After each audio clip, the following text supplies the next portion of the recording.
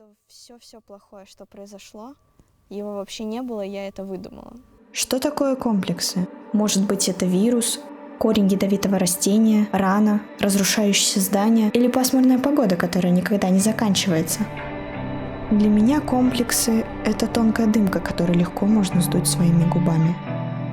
Моя настоящая фамилия Лялина. И приходя в новый коллектив, я каждый раз боялась называть ее, потому что надо мной будут смеяться, обзывать, тыкать пальцем. Иногда так хочется поскорее стать взрослой, чтобы снять с себя клеймо лялечка. Лучше бы меня не замечали. Несмотря на сложности с одноклассниками, родители меня всегда любили и поддерживали. Разрешали заводить домашних животных, кормили сладостями, покупали все для творчества. Я всегда была целеустремленной. Мне хотелось закрывать все свои минусы достижениями в школе. Спорт, рисование, точные науки. Как ни странно, мне всегда нравилась математика, ведь с русским языком подружиться так и не удалось. В средней школе мое детское желание исполнилось. Теперь я пустое место. Все делалось на автомате. У меня не было кумиров, я не слушала музыку. Единомышленников в школе так и не нашла. Да и не искала, если честно. В детстве я очень сильно заболела. Мне поставили диагноз эпилепсия. При высокой температуре у меня начинались судороги, а повышенное давление в голове оборачивалось обмороками и тошнотой. Сейчас я справилась с болезнью и чувствую себя прекрасно. Мои отношения с внешностью всегда напоминали поле битвы. Вокруг было множество образов, которые навязывали стандарты красоты. Они подчеркивали мои комплексы. Как заставить себя с улыбкой смотреть в зеркало, если единственное, что ты видишь, это твои щеки? Я любила и ненавидела лето, потому что не могла надевать шорты, короткие юбки и платья. Из-за полноты и гусиной кожи я до 17 лет не могла ходить с голыми ногами. Выходом стало найти и поменять свой стиль.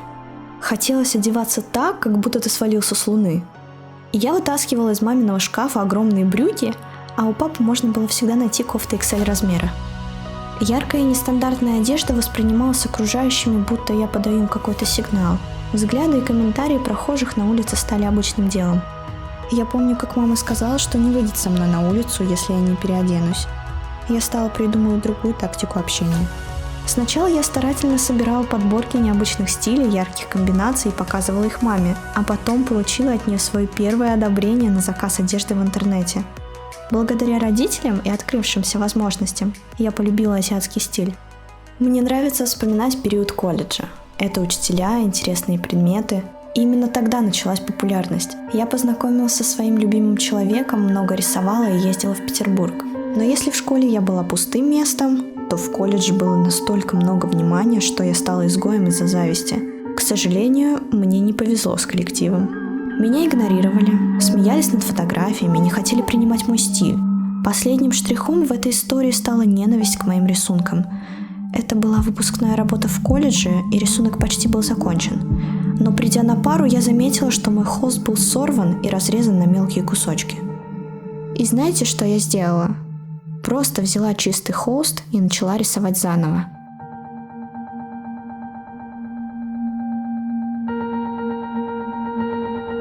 Я осознала себя художником.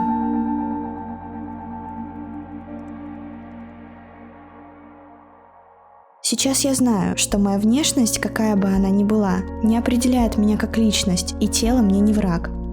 Моя красота в творчестве. Популярность накладывает огромную ответственность. Нужно научить свою аудиторию воспринимать тебя кем ты являешься, через страхи, ошибки, комплексы.